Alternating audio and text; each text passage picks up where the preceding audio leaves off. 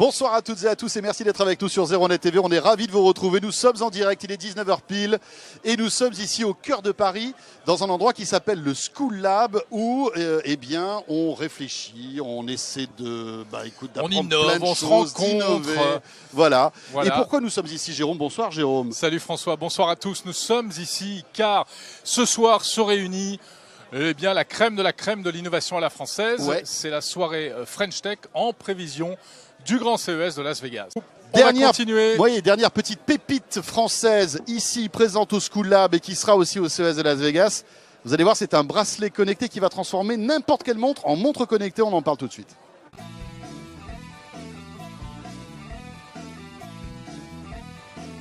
Alors on parle tout de suite avec Luca Goretta qui est notre quatrième invité de la soirée. Bonsoir. Bonsoir. Oui, bonsoir. De la société Rift. Oui. Donc, vous avez pris le problème à l'envers en fait, parce que tout le monde se dit oui, on va faire des montres connectées, Voilà. les Samsung, les je sais plus qui, les Apple bien évidemment, enfin voilà. Sauf que là, je vais pouvoir rendre connecté n'importe quelle montre, c'est ça le pitch? Alors, non seulement connecter n'importe quelle montre, mais vous avez à la fois toutes les fonctions d'une montre connectée, mais aussi d'un bracelet physiologique. Ah oui. Donc, vous avez tous les capteurs relatifs au battement cardiaque, taux d'oxygénation du sang, rayonnement ultraviolet, humidité, température, micro, enfin il y a tout. Tout ce qu'on peut imaginer dedans. Voilà, on va faire un petit zoom dessus, on va montrer un petit peu à quoi ça ressemble. Donc là, c'est une montre, on va dire, c'est le boîtier en lui-même, ça pourrait être n'importe quoi. C'est n'importe quelle montre. Et Voilà. il y a ici, là, sur ce bracelet en cuir, un petit écran. Alors, je ne sais pas si on le voit bien, mais Alors, il y a... un tout petit afficheur. Donc en fait, toute l'électronique et toute l'intelligence est dans le bracelet. Toute l'intelligence est dans le bracelet. Vous avez ici un pavé tactile qui permet de piloter la montre, piloter le bracelet. Le petit écran est tactile? Alors, attendez, il ne faut pas le bouger, sinon on ne le verra plus. Ici, vous avez un pavé. Ah oui, d'accord. Et vous pouvez, là il faut appuyer, ainsi de suite.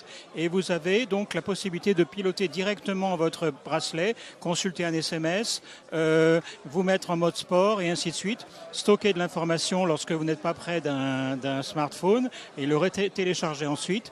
vous avez des modes sport, mode santé, mode météo, puisque vous avez toutes les fonctions météo. Aussi, je sais pas si vous les l'avez dit. notifications, les rappels de SMS. rendez-vous, tout y est. Ouais. Bon, l'écran n'est pas très grand, hein, forcément. C'est très lisible. Ouais. Alors oui, c'est vrai que c'est peut-être tu as raison. Là, tu appuies peut-être sur ce qui fait mal, c'est-à-dire que on va pas avoir, par exemple, la surface d'écran d'une Apple Watch ou d'une Samsung. Bien sûr. Ouais. Mais pour la plupart des fonctions, ça suffit largement. Mais j'arrive à lire un SMS là-dessus, par exemple. Oui, bien sûr, oui. D'accord. Mettez-vous. Enfin. Oui, on arrive à lire absolument. quand on a. Ouais. D'accord. Mais alors, Ouais, parce que malgré tout, c'est quand même, ça va épaissir un peu le bracelet, non? Parce que il faut l'électronique, il faut la batterie. On alors, est je ne sais pas, est-ce que j'ai le droit de l'épaisseur- montrer ce qu'il y a derrière? Alors non, pas aujourd'hui. Mais tout Allez, simplement. Jérôme, démonte la montre. Hop, vite. Voilà. Oh, c'est pas beau. Mais Non, enfin. mais voilà. Mais En fait, tu t'imagines si monsieur était David Copperfield? Oh, bah zut alors. Non, mais on se doute oui. bien que c'est encore un prototype. Hein. Il est sorti en pré-série la semaine dernière et il sera dans les magasins. Mais attendez, je suis méchant. En fait, c'est juste un chargeur qu'il y a derrière. Là, on a mis un Ah, chargeur parce que. d'accord. Mais moi, je m'en faisais tout un monde. Bah, on peut le non, montrer. c'est alors. juste une allime. Je me suis dit non, c'est l'électronique, mais Ouais, pas oui. du tout. Non, C'est juste un chargeur pour que ce soit tout le temps chargé. en fait. Oui, d'accord. Ok. Bon, donc tout ça va bien. présage pas du pire concernant l'autonomie du système. Alors l'autonomie, c'est 2 jours à peu près. C'est 2 jours. Oh, bah, Oui. c'est honnête. Hein, Ça va. Voilà. Une montre. Et que dire de plus dessus? Donc, on a différentes largeurs, différentes qualités de cuir et ainsi de suite. On peut le fournir en électronique simple, donc on a un certain nombre de fabricants de montres qui vont l'intégrer. D'accord. Voilà. Vous avez déjà signé Un certain nombre, oui. des contrats donc avec Oui. des fabricants de montres qui vont le proposer. Des d'accord. fabricants de montres et des distributeurs grand public. Donc sous leur marque à eux ou sous votre Alors, marque? sous leur marque à eux dans Sous ce leur cas de marque à eux, figure. voilà. Voilà. Ce sera Et vous en- pouvez pas nous donner encore déjà des Non, pas des encore. constructeurs de montres qui Je ne ont peux signé pas avec dire, vous? mais il y a des Suisses. Il y a Il y a des ouais. Suisses. Tiens, Bon. c'est bizarre. Ça, c'est un Pourquoi bon indice quand même Absolument, pour l'horlogerie. Mhm. Mais Ouais. donc ça veut dire qu'il y a une appétence. Vous avez trouvé le bon filon, vous pensez? Je pense qu'il y a un marché assez important, oui. On a une idée du prix? On est entre, on va dire, 160 et 220 euros. Tout dépend de la qualité du cuir ou du silicone, puisqu'on a les deux gammes. D'accord. C'est étanche, ça tient. Alors, c'est pas encore étanche pour cette version-là. Bien qu'en silicone, on est assez étanche, je dirais qu'on est étanche à la pluie et au ruissellement. En cuir, c'est pas la peine, parce que de toute façon, vous n'allez pas faire de la plongée sous-marine avec ça. Et en ce qui concerne la prochaine, il y aura des versions étanches d'ici peu.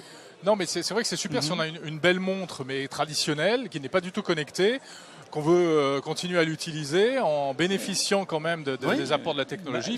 C'est bien l'objectif, parce qu'en fin de compte, si vous prenez un constructeur de montres aujourd'hui, ou même vous achetez une belle montre, vous êtes beaucoup plus attaché au design de votre montre. Bien sûr, c'est un bijou. Et d'un côté et de l'autre côté, le fabricant de montre n'est pas un fabricant d'électronique. Donc on l'aide finalement à fournir un objet actuel tout en gardant le design qu'il a. Donc, alors vous avez passé des accords avec, on va dire, des constructeurs de montres, mais on peut, acheter nous-mêmes si on a une montre dans le commerce. Ça va être dans la plupart des boutiques d'ici peu. D'accord. Et on achètera ça où, tiens? Dans des magasins d'électronique ou plutôt chez les horlogeries, chez les horlogers? Les deux. C'est les deux. Les deux, oui. D'accord. Voilà.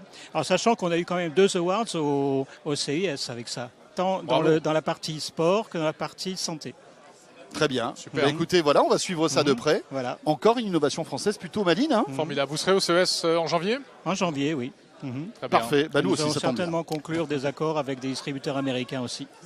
Merci beaucoup, Lucas Goretta. Merci beaucoup. C'était Rift. Voilà, François, ça t'a plu tout ça? Ah, écoute, tu sais quoi? Moi, je ferme les yeux, je suis déjà au CES de Las Vegas.